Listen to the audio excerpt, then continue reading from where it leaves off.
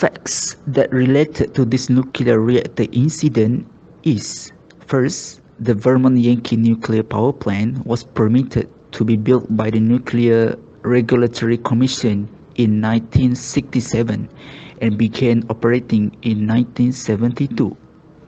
Second, Vermont Yankee is a boiling water reactor type nuclear power plant. It is located in Vernon, Vermont. Third, it generated 620 megawatts of electricity, which provided for 30% of the state's electricity requirements.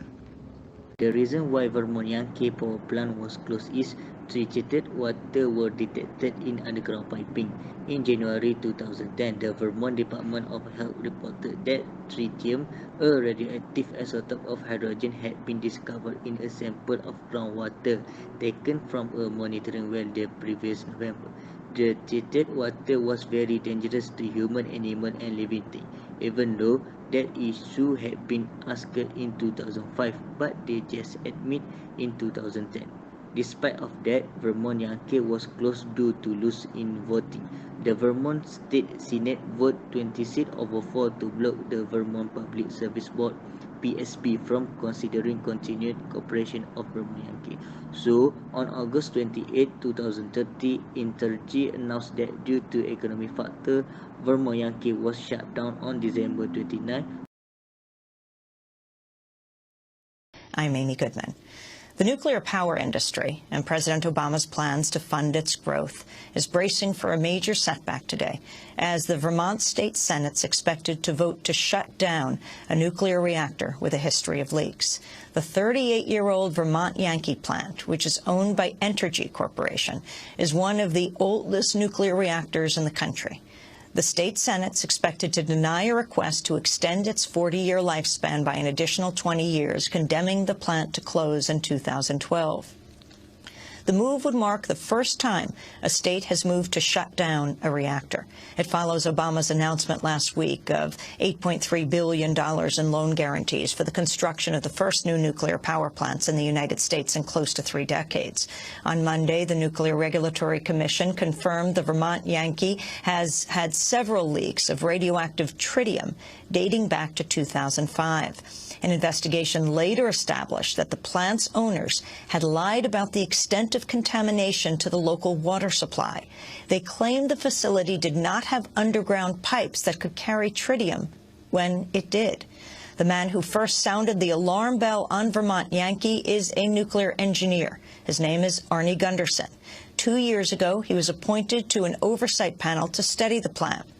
He and his wife, Maggie, are contracted consultants to the Vermont legislature. Arnie Gunderson was a nuclear industry executive for many years before blowing the whistle on the company he worked for in 1990 when he found inappropriately stored radioactive material. Arnie Gunderson.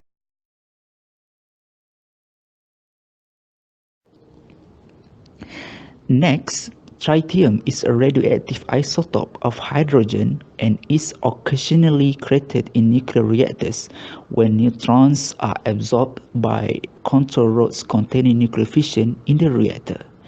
In the case of Vermont Yankee, the tritium was able to combine with oxygen in the coolant water, producing tritiated water.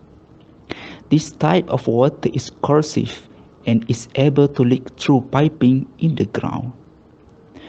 And the last one, Vermont Yankee Power Plant officially closed on December 2014, and the other reason attributed to this decision were low natural gas prices and power market structures.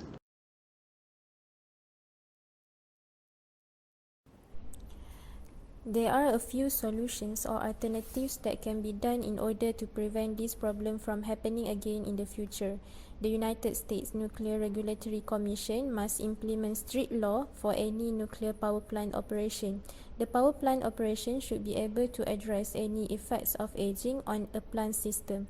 This will include the standard materials used for underground piping to ensure stronger and more long-lived buried piping. The NRC regulations should also focus on systems necessary to safely operate plant or safely shut it down in case of an emergency. The inspections must be done monthly to prevent potential leaks from exceeding limits on radioactive material release and public radiation dose. Any leakage detected should be repaired immediately to prevent leakage from worsening.